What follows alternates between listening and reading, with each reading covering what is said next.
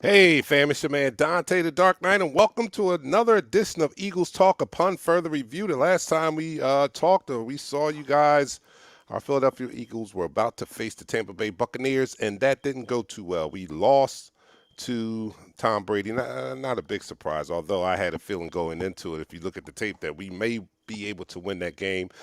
But our offense seemed to have regressed. Our defense seemed to have regressed, and it didn't happen.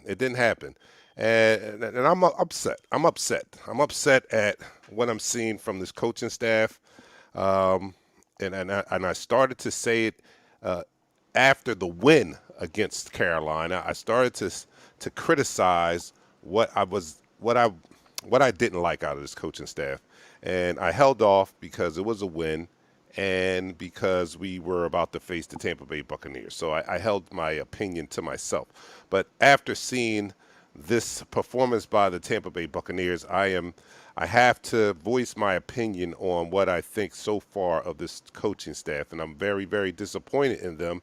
And at this point right now, to be quite honest with you, I don't think that this coaching staff is the one that's going to lead us to a successful run. Let me put it that way. Now, things can change. We still have 11 games, but in 6 games, and don't get me wrong, I'm not being unrealistic here. I'm not emotional about this. Like I said, I had this opinion during the win against Carolina. So I've been thinking this for a couple weeks, but after last week, it really kind of cemented in my mind that this may not be the coaching staff. This coaching staff may be too inexperienced.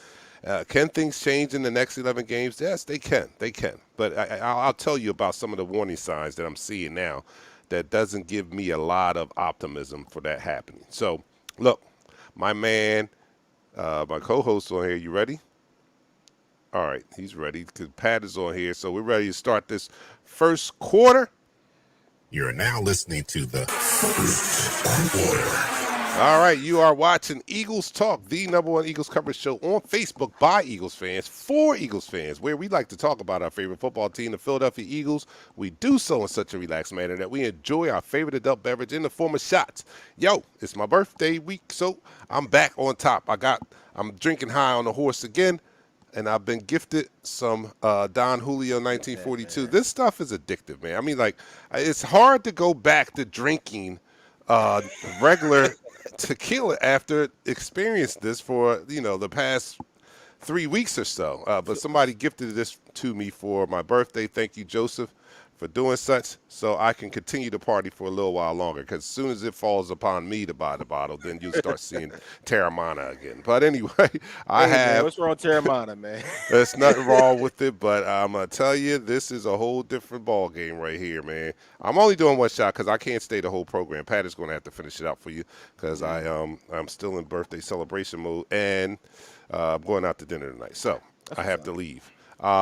But everybody, join me in a birthday toast. I Let me got know you. what you're drinking out there. Doing some And gentleman join jack me for in a you. birthday toast. I thank everyone for all the birthday wishes in the group page and on my personal Facebook page. I thank you guys so much for showing me so much love. And I tried a different approach this year. Instead of giving out one blanket thank you, I said I'm gonna respond to every post. And I'm not doing that anymore. I did it though, but I won't do that in years to come. In the That's a year lot of work. I was working on my birthday. 2000. All right, so here we go for my birthday. Dark Knight. Double nickels in the house. Yes, double nickels in the house. Wow. All right, here we go. Down the hatch. 3, 2, 1.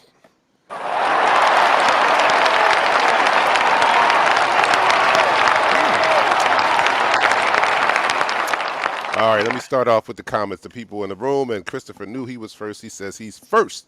Yes, you are. Jermaine is in the house. Jermaine says, "What's good? What's good, Jermaine?" Drexel's in the house. He says, "Hello, everyone. Hello."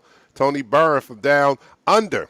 His son is a martial artist. And what did your son do? I saw your post where he won his match or something like that, and I said, look, that's good. He knows how to move his hands and all that. All we got to teach him is some backpedaling steps, and he can be a cornerback for the Eagles in years to come. And we won't be good until he gets old enough. He's too young now, but we probably won't be good again until he gets old enough. So start training him now, Tony.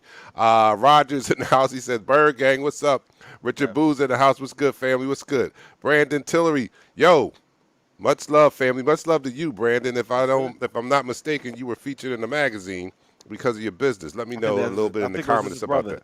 Well, Oh, it's your brother. it's all family. They're Yeah, family. it's still family. Congratulations to the Congratulations, Tillery y'all. family. You know, Yes. you guys come from a bloodline of greatness. So, congratulations, man, and thanks for joining us. Bill Crow's in the house. What's up, Dante? Hope your birthday was awesome. And it was. It was awesome. I've been celebrating all week, and I'm almost tired of celebrating. I mean, it's like, yo, this is the first day where I am like, okay, like where my boys didn't take me out and I didn't get too shit faced. So I'm doing good right now. So everything's great. Positive Pat. Byron says Definitely positive not. Pat. I'm negative Pat today. Listen, I know you did the whole spill. I'm negative Pat today. You negative Pat. I'm Frank says negative Pat today. yes.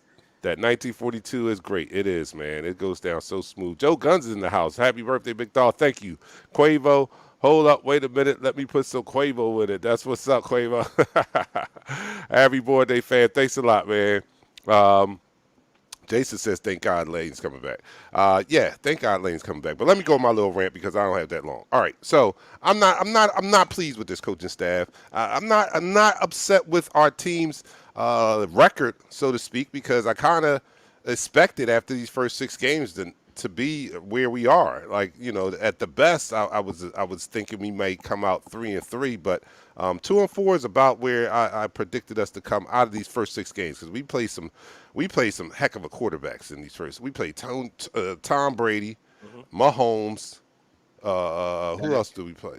Dak. I hate to say that, but Dak. Yeah, but we played some good teams in these first 6 games. So 2-4 is not beyond what I thought it would be. But what I'm seeing out of the team is what's discouraging me about the coaching, the play calling, the plays themselves.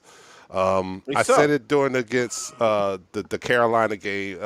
This offense is not it's not complex enough, so to speak. It's not. We're running what it seems like college, high school plays in the NFL against NFL defensive coordinators with much experience here, and our plays look like high school plays compared to those defenses we're going up against. Not to mention, we won't even give the ball to our best playmakers, like one of them being Miles Sanders.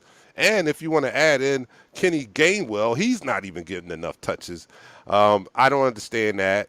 No motion in the office, nothing. It's just predictable and it's bland and it's mediocre at best right now. What I don't know what happened to that offense we saw against the Kansas City Chiefs. I don't know how you can take a big step forward and have the offense progress and look so good moving the ball up and down the field against the Kansas City Chiefs. I know they don't have a great defense, but they still had a good enough offense to move the ball up and down the field and put some points on the board, and then take such a big step or maybe even two steps backwards against the Carolina Panthers and especially the Tampa Bay Buccaneers. So I'm starting to put this puzzle together. I posted it in the group, but I said, when I first saw Nick Sirianni at the press conference, it was a disaster, and I didn't hold it against him because I said he's never been a coach before. He's probably never spoken in a head coaching role in a press conference, so I'm not here to judge him on his public speaking. I'll wait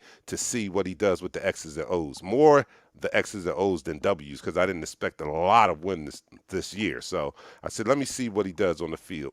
And first game was good. It was, fool's gold. We played Atlanta. We killed them. The offense looks good. I felt good about them. But I'm going to have to say these past 3 weeks, the offense does not look good. The defense does not look good. And even the defense took a step back after having a good game against Carolina, where we saw a few interceptions and such. Well, we went back to that zone coverage, soft zone coverage against the Tampa Bay Buccaneers, against Tom Brady. That was like a recipe for, how do you play a soft zone against Tom Brady? He picked us. That's what he looks for. I think his eyes were as big as silver dollars when he saw that defense come out there in the formation and the scheme that they had, and they definitely took apart. So the whole coaching staff, and I placed it on this. I said he sounds like a babbling idiot in this first press conference, but I'm not going to judge him. Well, after 6 games, I've come to the conclusion that he is a babbling idiot. I mean, I don't know. I mean, maybe he can change, but right now he's looking idiotic. I think that the job is too much for him right now. I think that he is too inexperienced right now to be in a head coaching job, and I think that even his defensive coordinator may be showing signs of the same. Now, I'll give him parachute, a little out on this. I understand that he was handpicked by Jeffrey Lurie and Howie Roseman because they wanted someone they can control.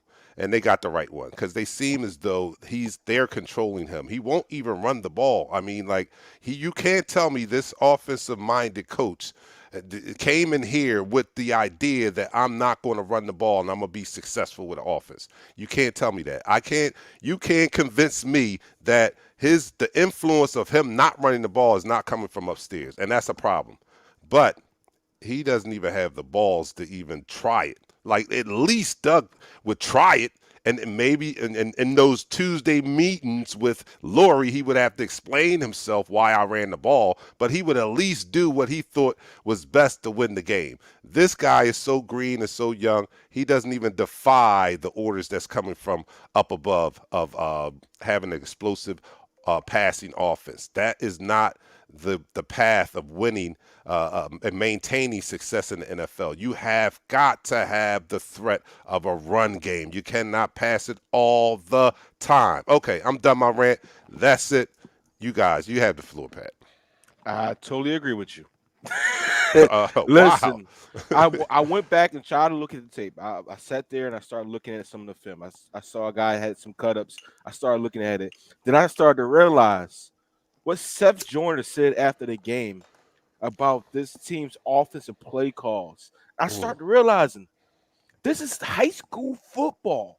This is a high school offensive playbook. And I heard Ray Diddy say, "Oh, you're disrespecting some of the better teams. You're disrespecting the prep and Cardinal Dockery stuff like that." I'm like, this is Pee Wee football, offensive football. These guys are don't even know what an RPO is. When I heard this comments this earlier this week, they don't even know what an RPO is. They haven't really even functioned in an RPO offense. They don't know what they're doing out there. And it's mind-blowing to say that, you know what, they're coming in with these core values.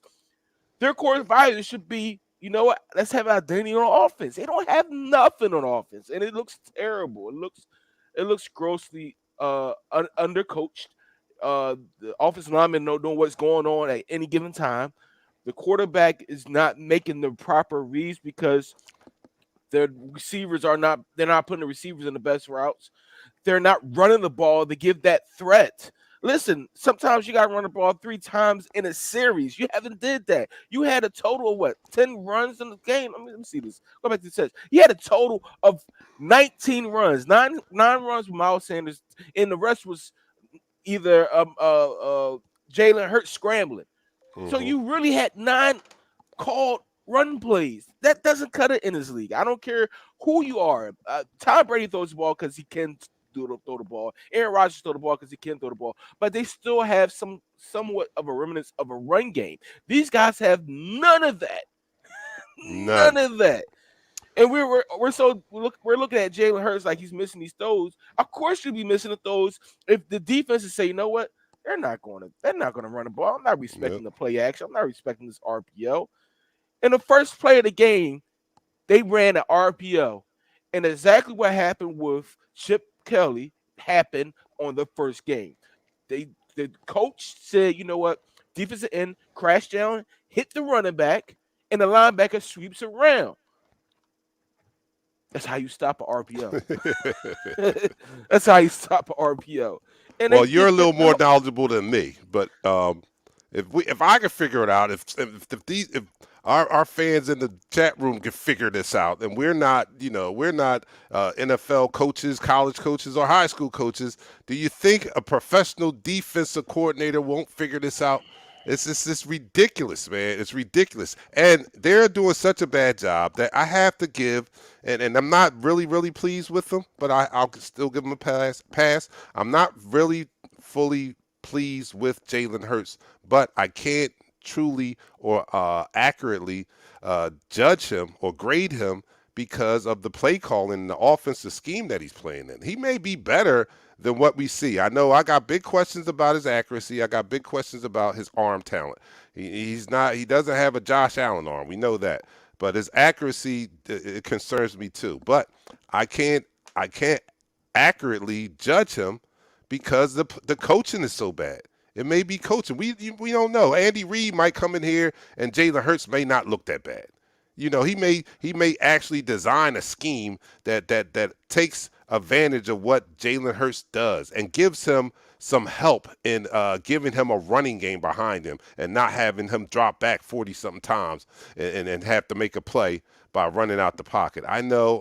The coach said this week that that's his superpower. He doesn't want to limit his superpower, but he's got to do a better job of scheming around this guy, and because his career is tied to Sirianni at this point. His career is tied to Sirianni, and I feel sorry that it is. And he may not be the guy, but I would love to go out if I was Jalen Hurts anyway. I would love to go out knowing that I had a offense and a coach that was putting me in the best position to succeed.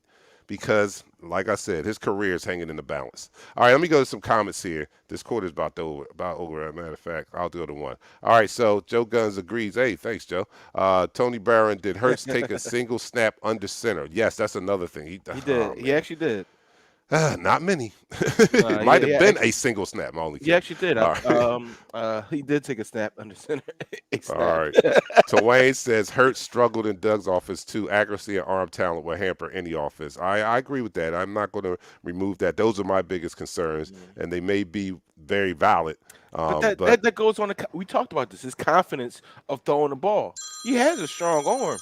He just don't have that confidence. It's just you're not designing plays for an NFL quarterback to throw the ball to be successful. You're not designing plays. all right, let's end this quarter. And that's the end of the quarter. All right, you're watching Eagles Talk, the number one Eagles coverage show on Facebook. That's by the fans for the fans. Thank you guys for joining us and participating. This is an interactive podcast, an interactive show, and I thank everyone that shows up in the chat room to give your opinion and to help contribute to our show. Yes. We like to talk about our favorite football team madly, like I am doing tonight, and we like to talk about them as in a relaxed manner as we enjoy our favorite adult beverage in the form of shots. I was doing the Don Julio 1942. I'm gonna tap out right now because I got to go to dinner. Make Pat, sure what you are you get it. doing? Tomahawk steak. Oh, I was doing a gentleman's jack for you. I did one shot for you, but I had to switch it up to Jameson because I'm going out after this. So, Okay, all uh, right. So he's doing the Jameson, and I'm going to tap out. I'll just drink my beer. All right, so here we go. Down the hatch, everybody. For my birthday, here we go. Down the hatch. 3, 2, 1. You're now listening to the second quarter. All right, this will probably be my last quarter. I'll that's start all off good. with a couple more comments. Fred says Hertz can throw the ball. He misses open throws, but he throws dimes. Yeah, he can throw Um, the ball. Like the pass he threw to Quest Watkins was actually a beautiful pass because he was getting hit when he threw the ball, and where he put the placement of the ball. I mean, yeah, we're going to argue he could put it out a little bit farther where Quest just straight up ran under it. But if you look at it, Quest ran under the ball. right.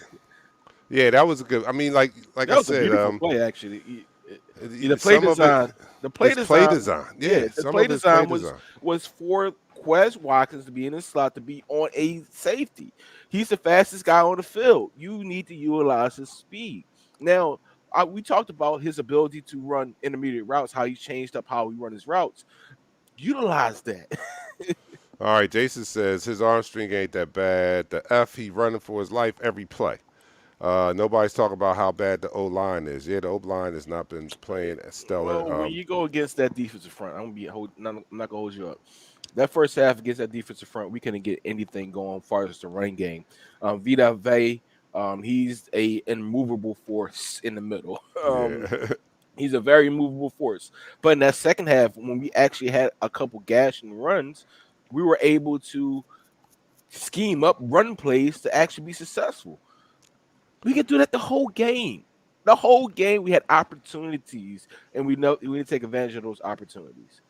And we're going to have some more opportunities in the upcoming game against Vegas. But let me just go to some comments. Wayne is saying Hurts trusts his leg more than his reads. I think Hurts is holding.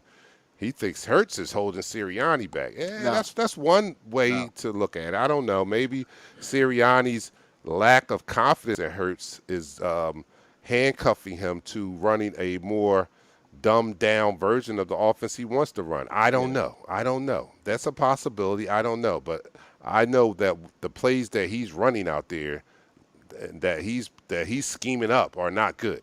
Now, So you're whether putting your that's coaching. because he thinks his quarterback can't execute the plays that he really wants to run, we'll never know.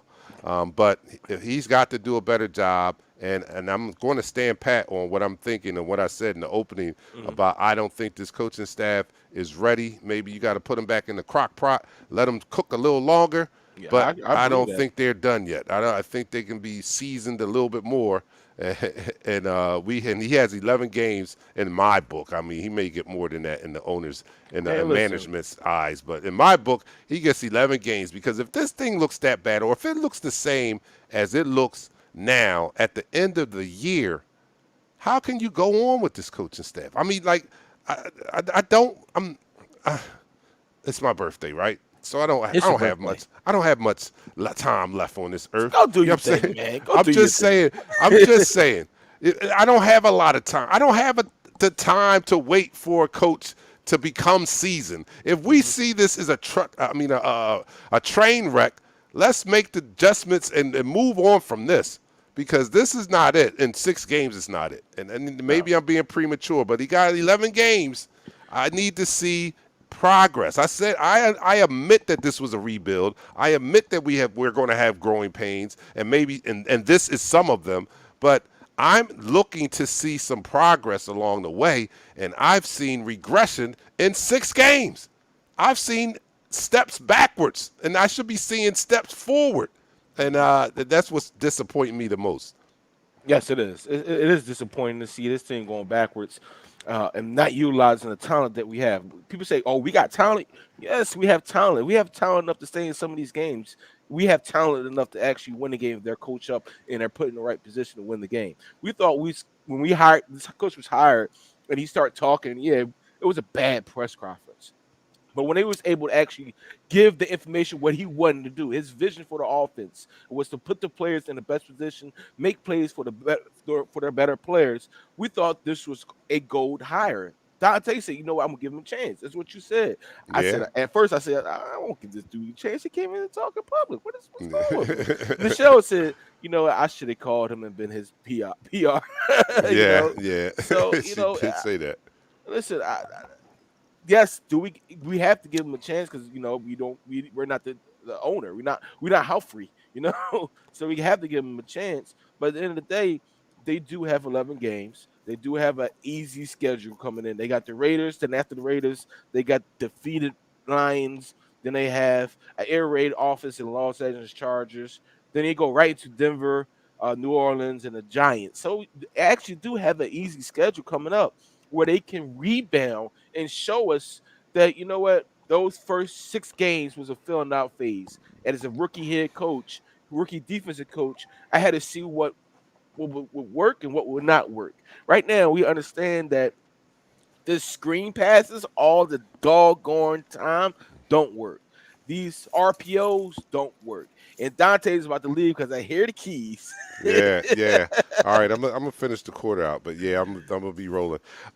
So yeah, BJ right there says I think it's Howie, not the coach, and that's a possibility. I do think that the management is playing a pivotal role on influencing his offensive scheme and things like that. But I think that, and I know he's in a tough spot because what do? You defy your boss. Yes. And if it doesn't work, you probably lose your job. I mean, I know it's a Hey, tough space to be in, but like I pointed out earlier, he had the. I mean, Doug Peterson had the same orders. Don't get it twisted. I mean, we start putting things together. Jeffrey Lurie has always wanted an explosive passing offense. He likes to see the exciting offense. I mean, we do too, but more than anything, I think we like to see W's more than 40 points. You know what I I'm saying? We mean, want to see W's. it's an exciting offense to put up a lot of yards and points, regardless if it's air or ground. Like if you multifaceted offense, if you can kill a team with the run and kill the team in the air at the same time, I mean that makes your offense that put more people in the seats if you have the ability to do that. But if you're one divisional team, I mean it makes it much easier for these experienced defensive coordinators in this league. All right, Byron says losing is not going to keep his job either. Might as well go out swinging. I'm in the camp of Yeah, that philosophy right there. yeah. I would like I said, Doug used to take it on the chin and he had to go into meetings where he won the game and answer questions on why he ran the ball. After a win, like why'd you run the ball? Because that's how we win the game, and we won. You know what I'm saying? Like so, Doug had enough. Well, he was older too, and that had enough experience in the league that he would defy it and still run the ball and have success and come in and just say, "Look, I had to run the ball." I think part of Doug leaving was he was like, "Look, I'm done with this. I cannot continue to do this with these people trying to dictate to me what I should be doing on the field." Unfortunately, Sirianni doesn't have that experience, doesn't have the years and I'm sure he has some connections, but doesn't have the years, not the veteran, and probably doesn't think that he will have much leverage if he doesn't listen to his bosses. And that's another reason why I think we need a more experienced coach or someone. Well, let me go back a little bit. This, even if we get rid of Sirianni, it's not going to look good for the next coaching staff because the problem which we are discussing right now seems to be in Howie and Jeffrey. And they're going to still be here hiring the next coach.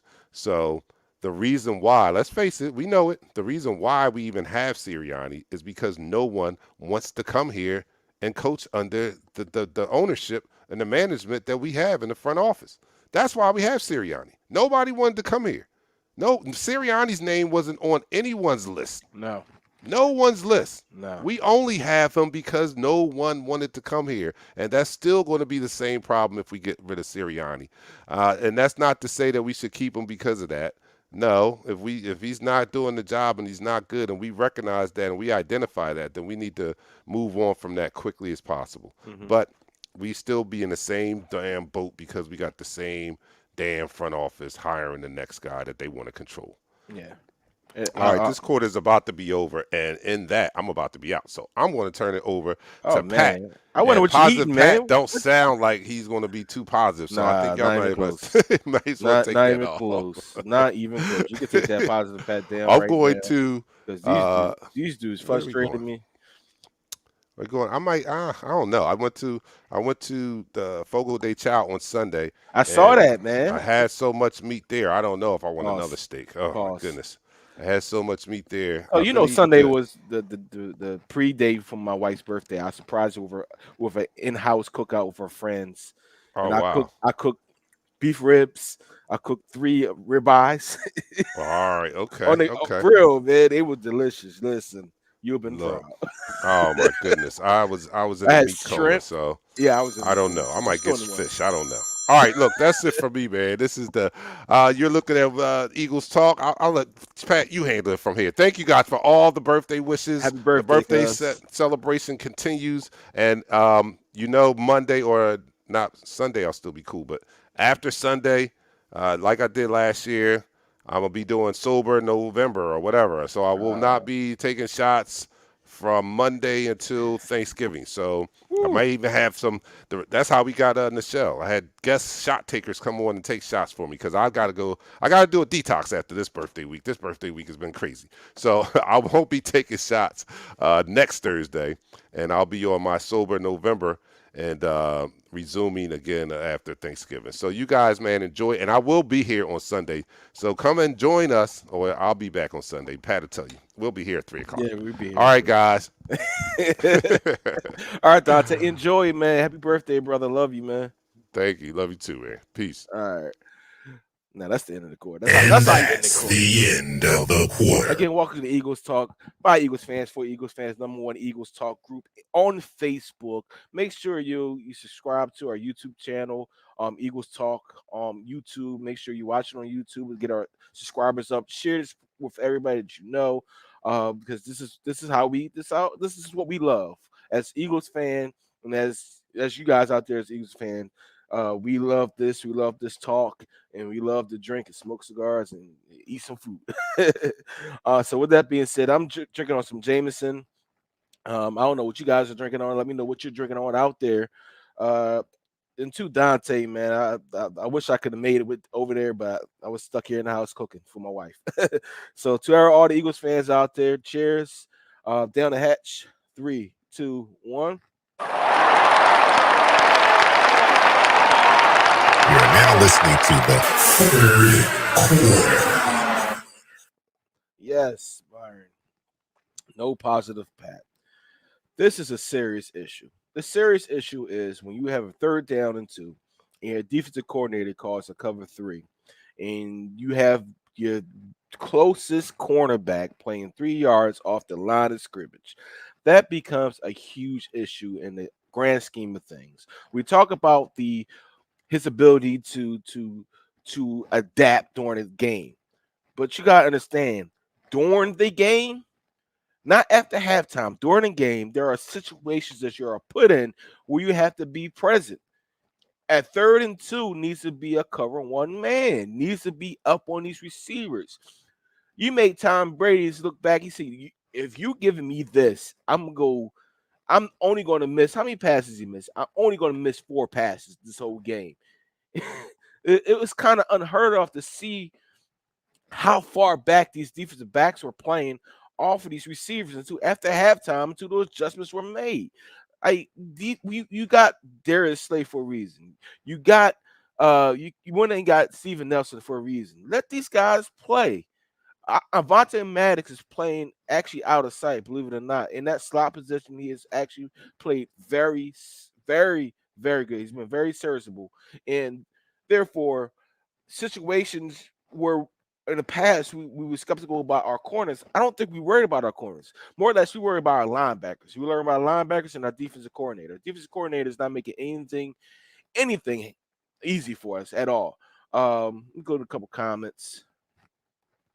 Jason put the refs weren't letting Brady lose that game. Yeah, of course they wasn't letting, because that personal foul at the end of the game definitely was not a personal foul. Let's be honest.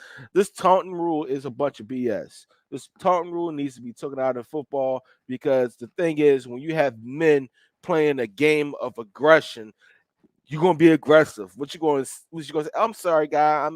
Next time I make sure I don't hit you any harder than I did last time. Okay, I'm sorry.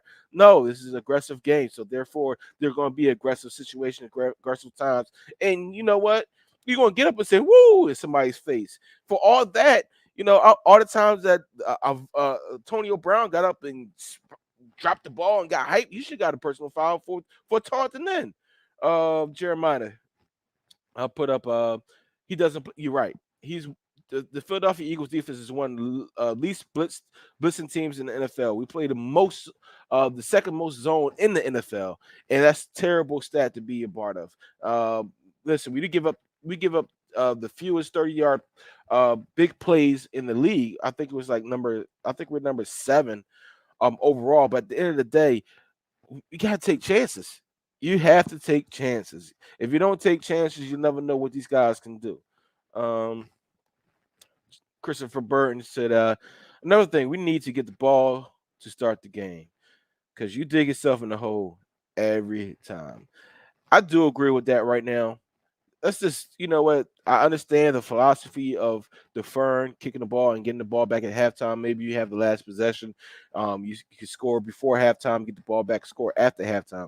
But the way this anemic offense has been, this offense is not even on Madden 21 or Madden 22. This offense is back on Madden 2. This offense is trash. This offense is back with technical. All right. If I see another wide receiver screen, you have so many options off that wide receiver screen that you don't even utilize. You can slip a receiver up the sideline. You don't utilize it. Utilize Jalen Rager's speed. Utilize Quez Watkins' speed. Utilize Devontae Smith's ability to get open in the middle of the field. You don't even do that in the first half. You don't do that until about the third quarter when they say, you know what, we have an opportunity to get these guys open because they are beating them. BJ, with Schwartz, did we blitz? We blitz more than what we're doing right now, BJ. What's up, Rita? Yes, no, I'm not positive today. No, forget these dudes. These coaching staff is terrible. These players ain't playing up to their ability. I actually saw Fletcher Cox get blown off the line of scrimmage a couple times on the all 22. I'm not being nice to Fletcher Cox right now because this dude, for the money that we're paying you, for you to get blown off the ball, you might be the next cap casualty.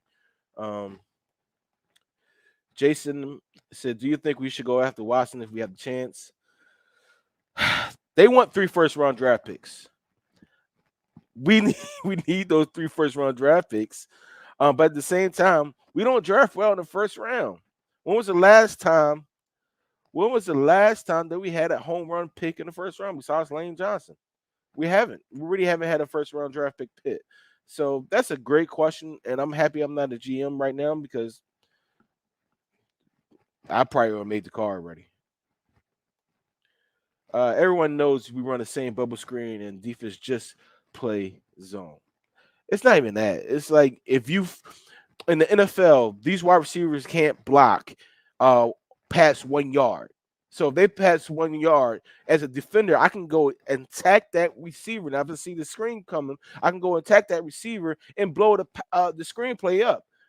That's easy. That's easy pickings. And so the defense coordinator for the Buccaneers told their cornerbacks, when you see that receiver stop like he's going to block, go through that cornerback, go through that wide receiver and disrupt that screenplay. That's what they did. That's easy to stop. A bubble screenplay is easy to stop in the NFL if your offense is surrounded around it. If that's your offense, it's easy to say, you know what, they're going to either do an RPO, and the quarterback's going to run, or they're going to do a bubble screen. That's 2 plays. If I'm a defensive coordinator, I'm destroying the wide receivers. Um, can we use the speed? Pat, we can't use the speed because Hurts' arm will allow him. Hurts has an arm. I'm not going to. I'm not even going to touch that one because that's something that I was upset about also. Fred said offensive call already bad. Defense knows to play us tight. Of course, I mean if we're playing if our offensive coordinators run an offensive playbook, of course you're going to play the one-on-one. You're going to move your corners up. Yo, you got to understand the Buccaneers that have no starting cornerbacks. All their starting cornerbacks are hurt. Even Richard Sherman got injured, and we don't take advantage of that. Oh man, this is crazy. I think we got something special in Devontae and Watkins. I wish we would have added a vet wide receiver though. I do too. I really wish Travis Fulgham would have worked out. But of course he didn't. He's in Miami right now, living the life. But listen, we do need a veteran wide receiver to actually force some things to happen. But I think this youth group that we have can do something special if the play caller, what's his name? Shane Steichen, whatever his name is, could be more than an offensive freaking high school coordinator. You know, if he can call these plays and say, you know, we're not doing RPO, we're going to go under center, we're going to actually physically run the ball, we're going to use Jack Stahl as a hybrid run, a tight end and use him as a blocker, or actually bring up a big power running back in Jordan Howard. We need to do that. If we don't do that, this team is not going to win another game this season, and we will lose to the Detroit Lions. I hope we don't. Um, Let me go to another comment. Fred, only deep calls we have are for Quest. Everyone knows it. Well, we had a deep call for Jalen Rager too. We had actually a couple of deep calls for Jalen. He actually got two pass interference calls. He should have caught that one pass. But you know what? He does. We do have some speed that we don't utilize. We are one of the low top five lowest teams that run the throw a deep pass, and we got one of the top three deep ball receiver wide receivers in Quez Watkins. How can you think of that?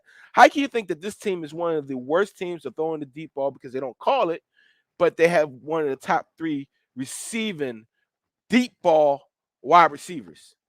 That's unheard of. That's really unheard of. Any more to those Robinson rumors? I have no clue about that right now. I think we got some special. Yeah, Brett just read that. Actually, about to end this quarter because I need to get drunk. Because looking back at that game, I there's so many lost opportunities, especially for the defense. We had so many lost opportunities. That interception that was called not an interception, that was an interception, man. It was just the Brady rule. All right, the Brady rule let that interception go. But we did get them. Our defense did tighten up in the second half. We could have did much better if we played that same type of defense in the second half that we played in the first half. All right. If this defensive coordinator needs to understand, let you guys get beat. They have the ability to come back and make the play. They have the ability to make those plays. Have them make those plays. I need to get drunk. That's a very fat thing to say. Hey Marv, if you're in Philly, man, you better call me, man, because I'm about to come right your way. That is a very pat thing to say. But with that being said, it is the end of the quarter, and let me just end this quarter. And that's the end of the quarter. Eagles Talk, the #1 Eagles coverage show on Facebook. That is by Eagles fans for Eagles fans. Yeah, Dante thought he got away that easy. I got his voice somewhere. So listen, it is in the third quarter. It's time for us to get our drink in. I got my Jameson here. That's what I'm about to drink. We're about to go into the fourth quarter. Again, thank you for watching Eagles Talk for Eagles fans, by Eagles fans for Eagles fans, the #1 Eagles Talk group on Facebook. We're trying to get up there on YouTube, so let's subscribe to our YouTube channel. Also, also, also, even though we get upset about our Eagles, even though we get mad at our coaching staff, we are still diehard Eagles fans to the core. And I still think every week we have opportunity. It takes this coaching staff to turn it around and say, you know what, let's do these plays. Let's open the playbook if we have a playbook and be better than we were next week. So I hope this week that does happen. And in the mind of Nick Sirianni, he gets better. So for all you guys out there, let me know what you're drinking. I'm on the Jameson right now. And yes, Marv, enjoy your South Carolina. I do need to talk to you though. So I'm about to drink this and start the fourth quarter. 3, 2, 1. You're now listening to the fourth quarter. All right, welcome to the fourth quarter, where we give you a little preview of the next game coming up, which is going to be against the Las Vegas Raiders. I wish I could have been out there for the game, but unfortunately, I'm here to watch the game here in Philadelphia. Uh, The thing about this game in particular, we do have an opportunity to actually go in there and run this stinking football. But I don't think this coaching staff would do that. I think our run cap is around 15 runs, and that includes Jalen Hurts included into it, which kind of stinks for this team that has a game changing running back in Miles Sanders, a scat back in Gainwell who could do it all, in a running quarterback who can really open things up in the passing game if you design it the right way. This team could be so dynamic if the coaching staff can design this offense to support Jalen Hurts. All right, go back and look at him at Oklahoma. Yeah, they say Oklahoma quarterbacks does do this and do that, but Lincoln Riley designed the offense for Jalen Hurts. All right. Jalen Hurts didn't just run the ball. He threw the ball deep. He threw the ball to CD Lamb. He threw the ball to the other receivers, the tight ends that didn't catch a touchdown the year prior. He was very dynamic in that offense. And I said at the beginning of this year, he could be the same type of player if the coaching staff designs the proper plays for him. Right now, that's not happening. The last game that we saw Jalen Hurts, a glimpse of what Jalen Hurts can do. I think that's against the Chiefs when he put up almost 400 total yards passing, but over 400 total yards, period. Like he has the ability to do that if you do design these plays rightful for the offense. Now, this week we get Lane Johnson back, which is a great thing. Shout out to Lane Johnson. He's talking about his mental health. We do get Lane Johnson back, and with that, we move in Milata back to his rightful position, which is left tackle, and that's going to play a huge role in how we work our offense this week. How we work our offense this week is based on these guys. We also get another tight end in Tyree Jackson back. They opened his window for 21 days. He may be back this week to play. Um, Jack Stoll is now the second receiver, and we get Dallas Goddard back from the COVID restricted list. So we do get some people back this week, and I hope we take a full advantage of what we get back this week. Run the ball, use your tight end. I can't believe I'm saying that without Zach Ertz, but use your tight end, and make the offense a little bit easier on the whole team. If I could see what this offense could do against the Chiefs, I know the Chiefs defense ain't crap. I understand that. But the play design was on point. The play design definitely was on point during that game. Go to some comments. Christopher Burton, SC repping. Yeah, y'all got to meet up down there. Y'all South Carolina people. Jason said, "I hope Miles Sanders don't get disgruntled. He's already disgruntled. If you didn't see it in his face and see it in his demeanor when he runs the football right now, he is disgruntled because he's not toting the rock. If you're basically on the borderline of stardom in the NFL, all you have to do is get the ball and get design runs for you. You will get disgruntled also." Bill Crow. What's up, Bill? We will run the ball more. That's a great question. I'm not the offensive coordinator. If I was, we definitely would. Johnson may play. Our D line should be able to get pressure. We will see. Lane Johnson definitely will be back. He's back a full participant in practice today, so he will be back for this game. Drexel Davis. Part of being a fan is being critical, especially when it's warranted. Yes, yes. A Philadelphia fan, regardless of what the team you root for here in Philadelphia, we are knowledgeable fans, and we are critical on all aspects of the game, regardless of if it's good or if it's bad. And we expect more from our athletes because you know what? We work hard, so we want to come home and have these guys work hard for us. So we expect more from our athletes than a lot of other teams do. Tony Burton, he could probably throw the ball deep once in a while if he wasn't throwing every play. So you trying to say he got a tired arm. I get that. I get that. Yes, he did throw the ball. Believe it or not, we only threw the ball 26 times last week. I mean, he was sacked twice, so count that in there 28 times, maybe 30 times a game, which is still too many times to throw the ball when you only run the ball at tops 15 to 20 times a game. And part of that 20 times a game or 15 times a game. It's the quarterback taking off. That absolutely makes no sense with the running ability of Miles Sanders and Gainwell. Uh, but this week, you know what? I more or less need to focus on our defensive coordinator. Our defensive coordinator need to come out guns a blazing because defense wins championships. Offense puts points on the board and puts people in the stands, but defense wins championships. Taking care of that line of scrimmage, having our unleashing our defensive line, having Ryan Kerrigan play up to his standards or cut his ass. If he's not going to play football, the football that we expected him to play over the past 6 games, over the past 9 seasons he's been in the NFL, he's been in the NFL longer than that, I believe. If he's cooked, cut his ass. All right. This is a youth movement on this team. You got Marlon Jackson that's about to come in there, needs more time.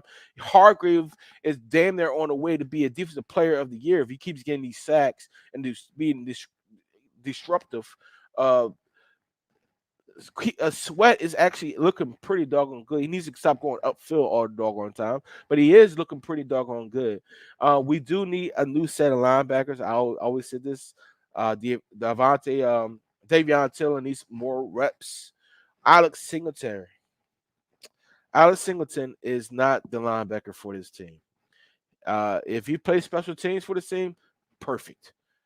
But playing linebacker means if there is a hole, you attack that running back, not sit there and wait for him to run you over or juke you and you tackle him 4 or 5 yards down the field. Yes, he leads his team in tackles, but at the end of the day, you're not making any impactful tackles. You're not making any stops behind the line of scrimmage. You had 15 total tackles. You had 15 total tackles. 0 tackles for loss. 0 tackles for loss. That makes absolutely no sense. That makes absolutely no sense. You made 15 total tackles at linebacker, and you didn't have one single tackle for loss. That's despicable. If I was a linebackers coach, immediately I would go back like, yo, we can't play this guy at linebacker. We need somebody that actually, when they see the hole, they explode through the hole. Seth Joyner did it. Willie T did it. Jeremiah Trotter did it. And these guys are much slower, and even though they're bigger, much slower than this guy Alex Singleton. This guy, you got to play with, when you're a linebacker in this league, you got to play with a fearless mentality, instinctive mentality, and you got to be able to attack the ball at the same time. These guys aren't doing it. These guys not cut for it. And I think with those first 3 draft picks, we need to go after linebackers. We definitely need to go after linebackers. Jeremiah said we need to replace the starting linebacker crew. This is where we need to draft all 3 linebackers. We need to draft all 3 linebackers. There's actually some pretty good guys in there, and I would talk to them. I would talk to you about them during our draft show.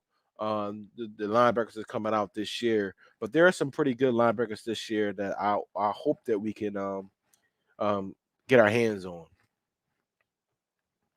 Drexel Davis, Ryan Kerrigan. I thought he played for Drexel. Believe it or not, number 90 for the Philadelphia Eagles this year is Ryan Kerrigan. Ryan Kerrigan plays for the Philadelphia Eagles, and right now, yeah, I think you have better stats than he does for the whole season. Hargrave, I got you, Jason. Is beasting this year. Yes, he's like I said, he may be the defensive player of the year if he keeps on this route. How he's doing, how he's playing. He has that. He's been dominant. I don't know where the heck Fletcher Cox is, but he's definitely been dominant. I'm not gonna be before you guys too much longer because just like Dante, I have to get out of here. But just make sure you tune back into us. We play the Las Vegas Raiders this Sunday. It's a 4 o'clock listing. So we'll be on about 3 o'clock to get you hyped for the game, get you ready for this game, get you intoxicated for the game, because some people might need that for this game if we don't run the freaking ball. All right. Hopefully, our offensive line is intact and we get this thing going, and we actually get under center, single running back, utilize Jack Shaw as that hybrid fullback / tight end, and do something different than we've seen the last 6 weeks. We got to do something different. All right. I actually like this comment. Kelsey have gave Ben Simmons great advice. Don't know if you saw this tweet. Yeah, I did see it. It was in the interview, and I actually saw the interview. And it's tough. It's tough to play here in Philadelphia because, again, I said it earlier. We are very knowledgeable fans. We are very passionate fans. We'll love you when you play your heart out, and we good on you when you don't do it. If you come out and you have the anxiety that I'm hearing that he may have because this fan base demands so much from him, just say that. We can get behind you and understand that you have a little anxiety because you can't shoot, or you're scared to shoot. But you know what? You gotta. We're a tough one. I'm gonna leave it there. I'm not gonna go into the basketball talk here on Eagles talk. I'm gonna leave that there. I'm not gonna do it about it no more. Hey, babe, we are passionate about our teams. We definitely are. And with that being said, I appreciate y'all tuning in. Happy birthday to Dark Knight. It's time for me to go smoke me a cigar and relax and watch this Thursday night football game between the who's playing the Browns and the Buccaneers. Oh, who's playing tonight? I don't care. It's not the Eagles, so I really don't care. Oh, Denver and Cleveland. All right, Denver and Cleveland. So Denver and Cleveland plays tonight. So make sure you follow us on Instagram, follow us on Facebook, and we look forward to see y'all next week. We love y'all. From one Eagles fan to another one. Yes, it's a cigar, Bill. I don't smoke anything else. I smoke cigars. I will actually bring it over here, but it's in my humidor, so I gotta go get it. So for me, Pat Salen, Dante the Dark Knight on his birthday weekend or week, for our other co-host Michelle, who's and to my brother who's out there in Texas somewhere, just waking up, I guess. And to all you guys out there, all you Eagles fans, we appreciate y'all tuning in for Eagles Talk Live. And we'll see you next week. Same bat channel, different time, about 3 o'clock on Sunday. Fly, Eagles, fly. And I'm out. Peace. We go live in 5, 4, 3, 2. Smash him up, crack that fool. Quarterback crack, yo, sack that fool. Hit him, hit him, hit him, hit him, hit him, hit him, hit him.